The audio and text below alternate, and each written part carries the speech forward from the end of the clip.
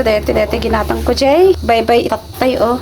Mga kapatid. Masiksika kon, pero tingnan nyo naman, oh.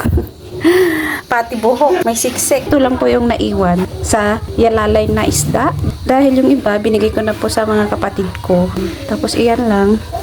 Isang pirasong ganyan. Naisipan ko kasi ipaaraw sana yung 4 kilos na yalalay para dalhin sa Baguio. Kaso nga lang, wag na. Nag-iba yung isip ko. Bigay ko na lang sa mga kapatid ko para matikman din nila. Di bali sa Baguio maraming isda.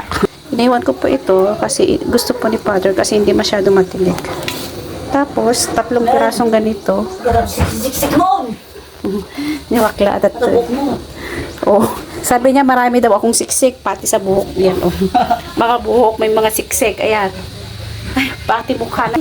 May kata daw kayo matang na daw siksik. Data. Na matang.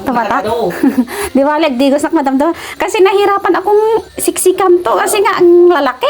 Tubula ka, balin tukak-tukak. Ay, gano'n. Well, ni sutin baka ka nga ikatay. Bale.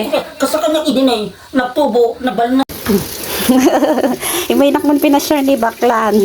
Bali, uncle ko yan. Nangangkan? Ampal. Kape nga nangan. Mangangkan tutuyin, ah. Pag dinner ka dito yun, ilutok dati ikan. Ikan dati ni. Nakipanganak. Ligisakpay.